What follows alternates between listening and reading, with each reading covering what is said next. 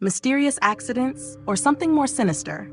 Tonight, we'll delve into the strange events surrounding Bill and his mysterious lady in gray. How does a dinner party joke turn into a series of eerie accidents? Stay tuned as we uncover the chilling story. The Woman in Gray by Walker G. Everett. Bill was at a dinner party at the Carters when the subject first came up, a dinner to which he would never have gone if he could have thought of a single plausible excuse. Sarah Carter had a girl visiting her from the East, her school roommate or something, Bill thought vaguely. Bill was her dinner partner. They were talking about some people she didn't like. And they told it all over town, she said. That I was the girl that was caught in the roadhouse and that I had a red wig on so nobody would know me. Oh, how I wish I could get even with them. The most hateful people. Haven't you any suggestions? Bill looked pensive. Many martinis had set up a pleasant buzzing in his brain, and everything in life seemed very easy. You might tell everybody they have a crazy locked-up daughter nobody ever sees, and that's why they don't like young girls. Too easy. They have 3 daughters, all crazy, only not locked up. That is yet. In that case, I don't know, said Bill. Why don't you just leave it to me? She looked at him. What do you mean? Do you make little wax images and stick pins in them? Ah, there she had stolen a march on him because that was just what he had been going to say. So he took a piece of celery, applied his mental spurs to himself, and came out in an inspiration. Haven't I ever told you about the lady in gray? No. Who is she? Just a lady in gray. Well, where is she? She's right here beside me now. Where? Startled. Oh, said Bill confidentially, getting into his stride. You can't see her. I'm the only one that can see her, but she's right here by me all the time. I've known her for years. Goodness gracious, exclaimed his partner. Aren't you scared? Doesn't she haunt you? Oh no. She likes me.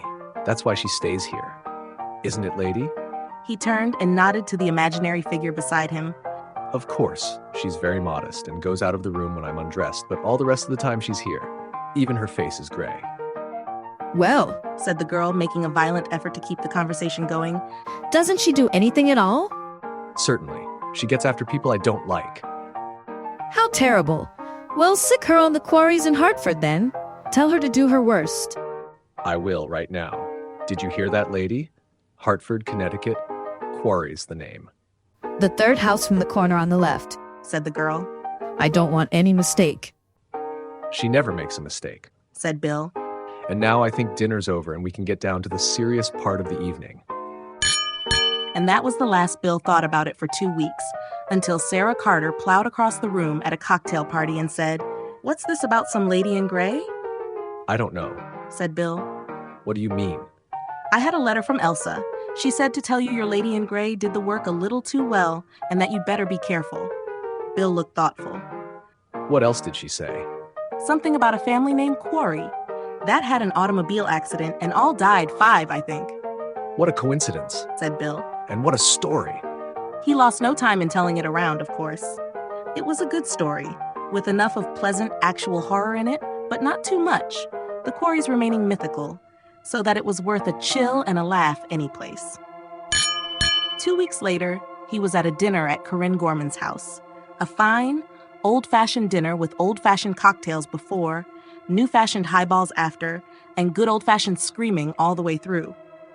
Bill sat by Corinne. Her short, boyish hair was circled with a gold band, and she had on a red velvet dress. She turned to him and pointed to 2 empty seats. I could kill those people, said Corinne. They're always hours late anyway, and finally they phoned from Winnetka that they'd broken down. She tamped out a nice long 2 1/2-inch cigarette butt until it was twisted and grub-like. Why don't you sick your lady in gray on them for me? I would, but I don't hate them. I don't want them to turn over like the quarries, Bill answered. How well do you know them? Asked Corinne. Not very well. Well, I can tell you some things. They've named their children Peggy Jean and Michael Peter. They have some name for their car. They go to the circus every year and laugh and eat Cracker Jack and peanuts. That's the kind of people they are. Oh, well, said Bill. I'd just as soon hate them myself. Sure, I'll send the gray lady after them, only they'd better look out. That was the last they thought about it until dinner was nearly over, and Corinne was called to the telephone. She came back white. It was they. she whispered. Terrible accident. A taxi hit them. Don't tell anybody for a minute. Were they badly hurt? Bill asked. Yes. He wondered suddenly if he ought to say anything about the absurd conversation regarding the gray lady. He decided not. 2 coincidences were just a little too much. He knew there was nothing in it. Hadn't he made her up out of a clear sky just to amuse a guest of Sarah Carter? But, just the same, he felt it would be a little smart alecky to allude to it. However, Corinne soon saved him the trouble.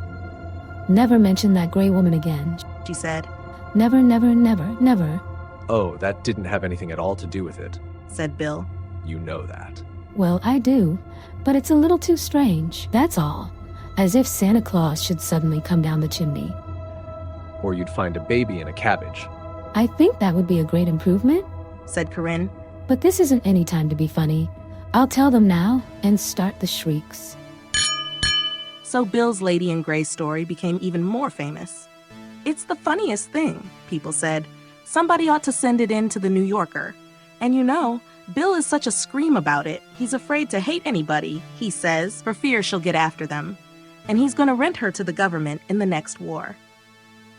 But Bill didn't think he was funny.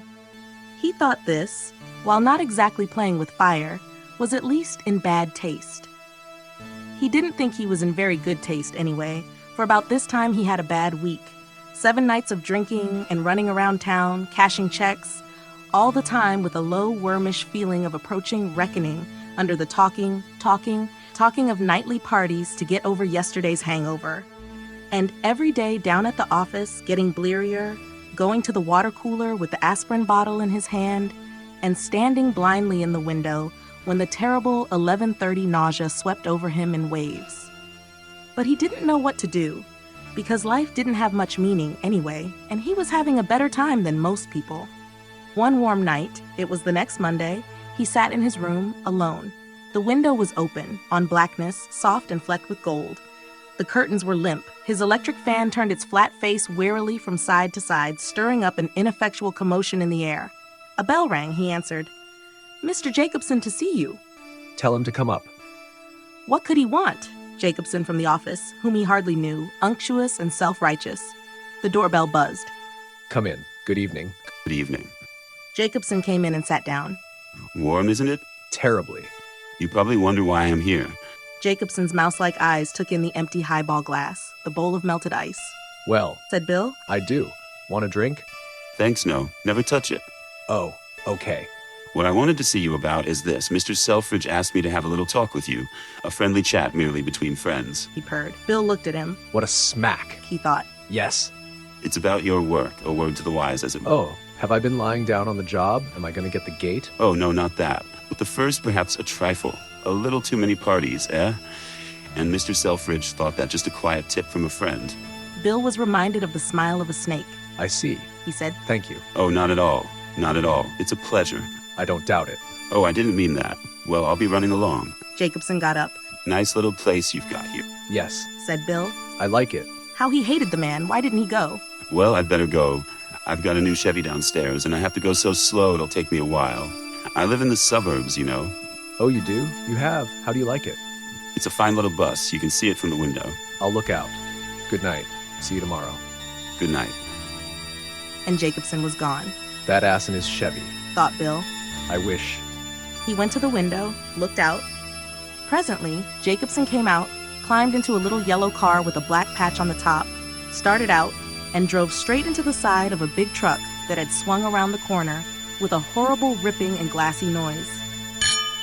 Good God.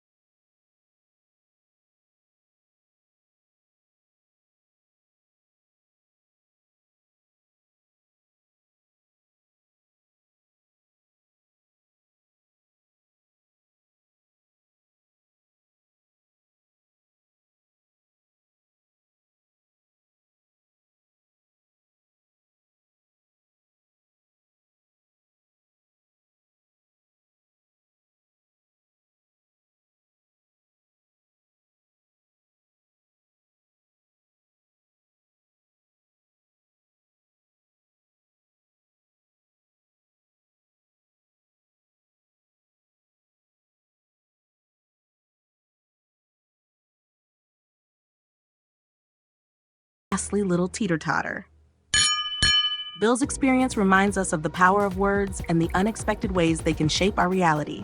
Stay curious and cautious.